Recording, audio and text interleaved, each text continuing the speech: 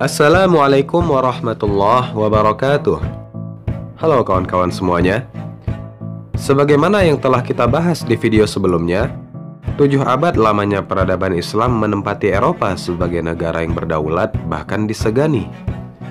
Hal ini tentunya meninggalkan bekas yang konkret di peradaban Eropa.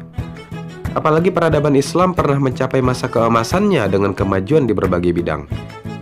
Keterkemukaan ini menyebabkan bangsa Eropa banyak mengadopsi unsur-unsur dari peradaban Islam, termasuk bangsa Inggris. Berikut akan kita bahas beberapa kosakata bahasa Inggris yang berasal dari bahasa Arab. Ini sangat meyakinkan, sebab istilah-istilah ini juga terdapat dalam Al-Quran dan hadits Nabi. Sudah ada sejak abad ke-7.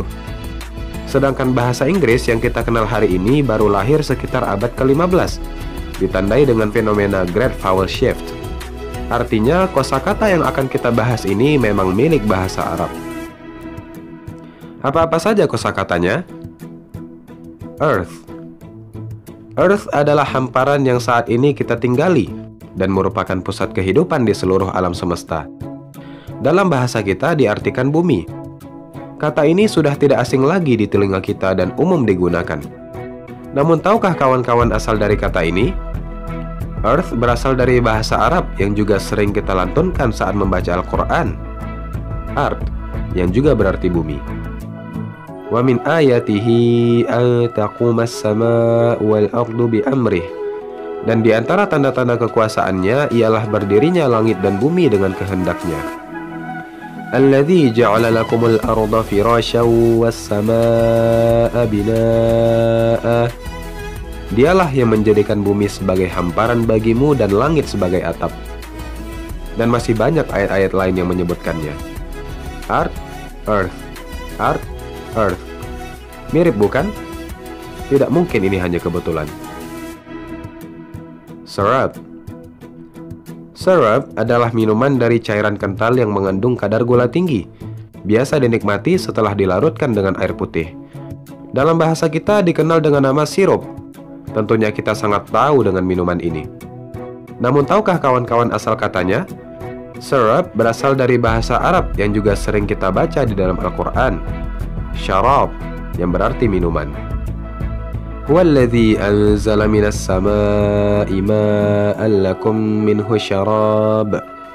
Dialah yang telah menurunkan bagimu air hujan dari langit, yang sebagiannya kamu jadikan minuman. Yakhruju min butuniha syarabun mukhtalifun alwanuhu fihi shifaa'un linnas. Dari perut lebah itu keluar minuman yang bermacam-macam warnanya. Di dalamnya terdapat obat bagi manusia. Dan masih banyak ayat lain yang menyebutkannya. Syarab, syarab. Syarab, syarab. Mirip bukan? Sangat mirip bahkan. Cave.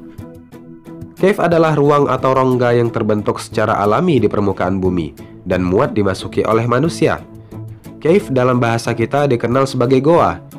Tahukah kawan-kawan asal kata ini? Cave berasal dari bahasa Arab yang juga sering kita baca dalam Al-Quran setiap hari Jumat. Kahf, yang juga berarti goa. Walabithu fi kahfihim 300 sinina wazdadu tis'a. Dan mereka tinggal dalam goa itu selama 300 tahun ditambah 9 tahun. Istilah kahf sangat populer disebabkan surah Al-Kahfi, surah yang memiliki banyak keutamaan dan dianjurkan dibaca setiap hari Jumat. Kahf, cave. Kahf, cave. Begitu mirip bukan? Paradise. Paradise adalah tempat yang penuh dengan keindahan, kemewahan, kedamaian, kesenangan, dan kebahagiaan. Istilah ini umum digunakan dalam bahasa Inggris, biasanya merujuk kepada hal-hal bernuansa surgawi.